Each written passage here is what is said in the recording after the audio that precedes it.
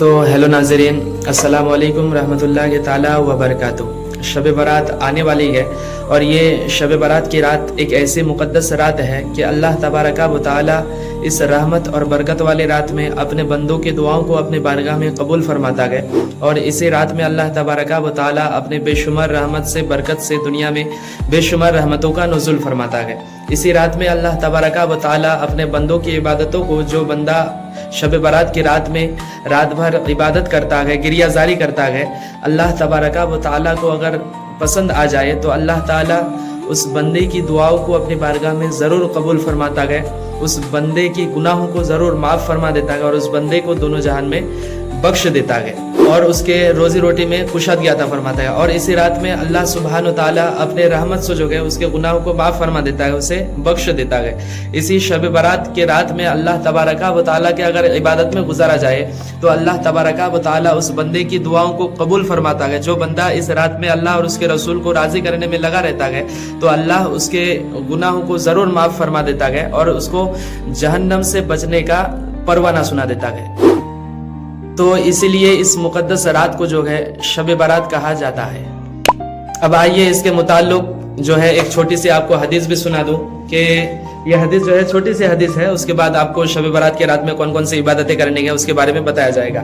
तो हदीस सुनिए। हज़रत आमिरुल मोमिनीन हज़रत शेर खुदा रज़ियल्लाहु ताला अन्हु फरमाते हैं कि प्यारे रसूल सल्लल्लाहु ताला अलैहि वसल्लम ने फरमाया कि जब शाबान की 15वीं रात आ जाए तो तुम लोग इस रात में इबादत करो और दिन में रोज़ा रखो।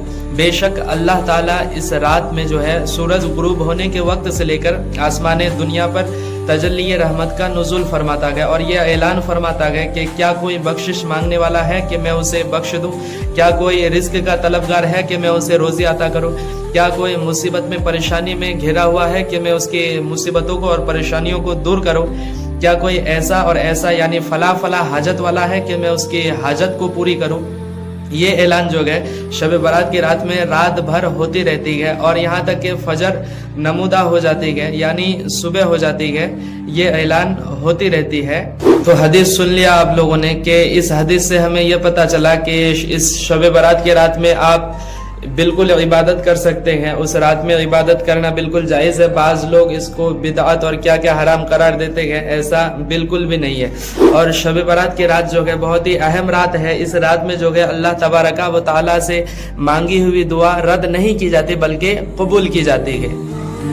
और ये रात जो है मरहुमीन और मरहुमा के लिए जो है बख्शिश की भी रात है।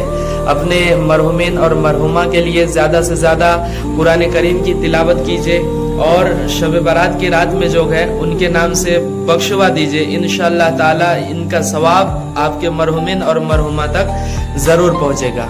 आइए कि शब बारात की रात में जो बाद मगरिब आपको जो नमाज़ें पढ़नी है वो 6 रकत नमाज पढ़नी है। वो नमाज कैसे पढ़नी है ये नमाज के बारे में आप लोगों को बता दो।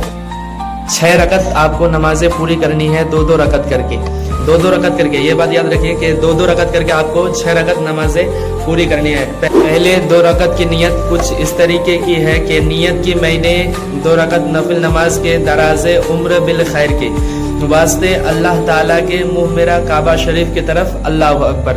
ये पहले 2 रकत की नियत है। पहले 2 रकत आप जो नफिल नमाज पढ़ेंगे उसके लिए ये नियत है।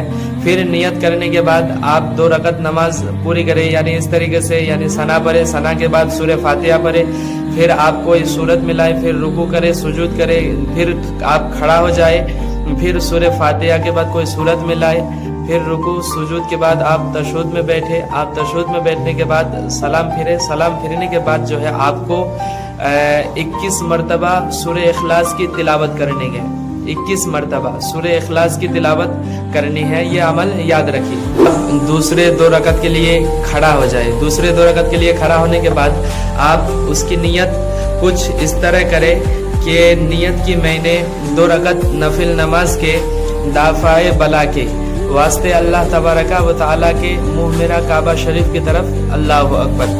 फिर रुकू सुजूद के बाद जिस तरह आपने पहली 2 रकत पूरी की इसी तरीके से पूरी करें। पूरी करने के बाद आप फिर से वही अमल करें कि सूरह इखलास की तिलावत 21 मरतबा, सूरह इखलास 21 मरतबा पढ़े। फिर चौथी रकत होने के बाद आप तीसरी 2 रकत के लिए खड़े हो जाएं। उसकी नियत کچھ اس طریقے کی ہے کہ نیت کی میں نے 2 رکعت نفل نماز کے مخلوق کا محتاج نہ ہونے کی واسطے اللہ تعالیٰ کے منہ میرا کعبہ شریف کی طرف اللہ اکبر. یاد رکھیے کہ اس طرح 2 کر کے 6 رکعت نماز آپ کو پوری کرنی ہے.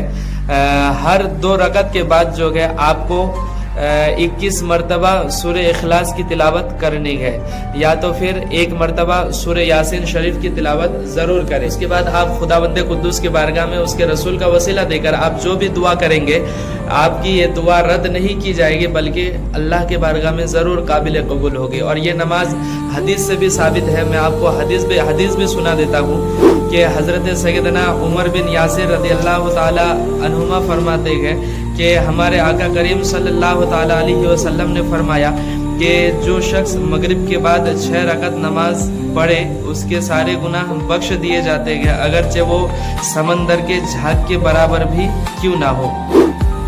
دوسری حدیث بھی میں آپ کو سنا دیتا ہوں کہ حضرت ابو ہریرہ رضی اللہ تعالی عنہ فرماتے ہیں کہ جو شخص مغرب کے بعد 6 رکعت نماز پڑھے اور اس کے بعد بری بات نہ کرے تو اللہ تبارک و تعالیٰ اس شخص کو جو ہے 12 برس کا عبادت کا ثواب عطا کرتا ہے. تو آپ لوگوں نے حدیث بھی سن لیا. شب برات میں آپ کو کون کون سے عبادتیں کرنی ہے وہ آپ لوگوں نے جان لیا.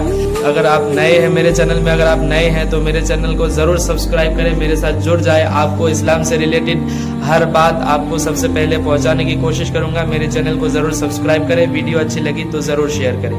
السلام علیکم رحمۃ اللہ تعالی وبرکاتہ.